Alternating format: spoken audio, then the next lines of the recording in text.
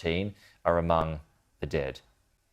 Returning to our top story now, and this is the stoush that's involving the WA Premier Mark McGowan and his threats to keep the number of travellers low in quarantine. Joining me live now is Liberal MP Tim Wilson. Tim, good to see you as always. So Mark McGowan wants to halve the number of returned Australians to just over 500 per week. He wants to keep it there after this outbreak. What do you make of that? Well, I think states should always take the number of people they can so that returning Australians can come home. I've been consistent on this from the beginning of the pandemic, which Australians have a right to return to their country. And when it comes down to deliberately limiting or containing when we could take load from stranded Australians overseas, I think that's irresponsible. There are going to be blips, there are going to be hiccups as we continue both with returning Australians and, of course, the vaccine rollout, but Australians have a right to come home. This is the second shutdown that's only involved a couple of cases. Does he need to trust his health department and his quarantine system a little more?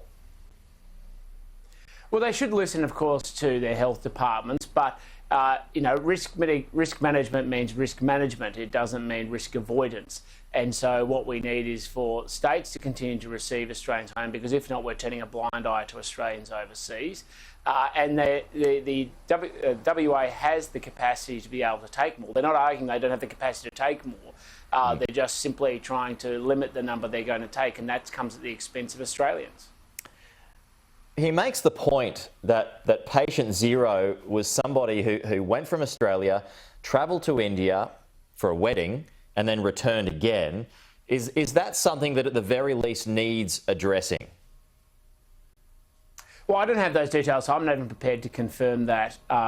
The reality is it may very well have been somebody who went to India. The federal government has taken a strong stand around the containing how many people can come back because of the extent of the spread. And the advice has been consistent if you're an Australian to go overseas to only do so if it's absolutely necessary. But I don't know whether there are other reasons they went as well, and whether this is just an attempt to make it about or to try and represent it one way. India is experiencing the worst surge yet, some 300,000 plus cases for the fourth straight day now. Do you believe that we should suspend all flights from India now?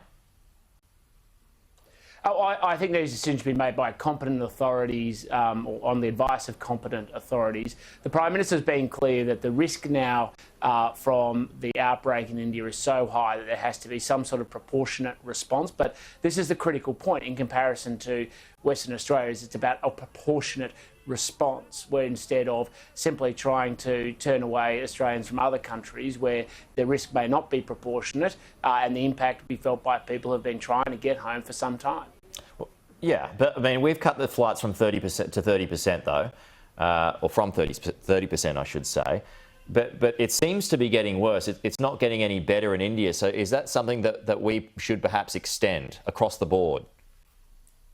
Well, this is why it's been a forward leaning into the challenge by making a decision knowing that the situation is not getting better rapidly. Now, I think we should continue to review it and continue to review the situation that international arrivals from India face. But at this point, I think lowering it to make sure we can screen everybody, to make sure that everybody can go through the proper processes, and of course quarantine will help manage that risk. But of course, we will continue to watch it very carefully and should watch it very carefully. And India isn't the only country we should continue to watch very carefully in case of other outbreaks in other parts of the world. The Business Council of Australia, just moving on, Tim, wants the childcare subsidy lifted from 85% to 95% for families who earn less than 80 grand. Is that something that should happen?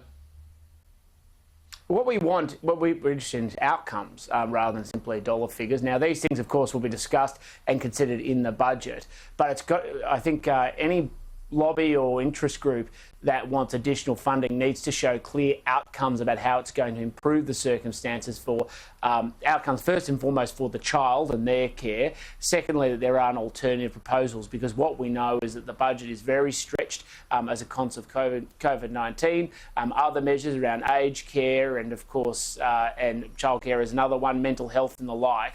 So you have to show a clear correlation between greater funding in and outcomes, and I haven't seen that yet from the Business Council. Okay, but should something happen in this space, though, bearing in mind that there's been no action on paid parental leave for more than a decade?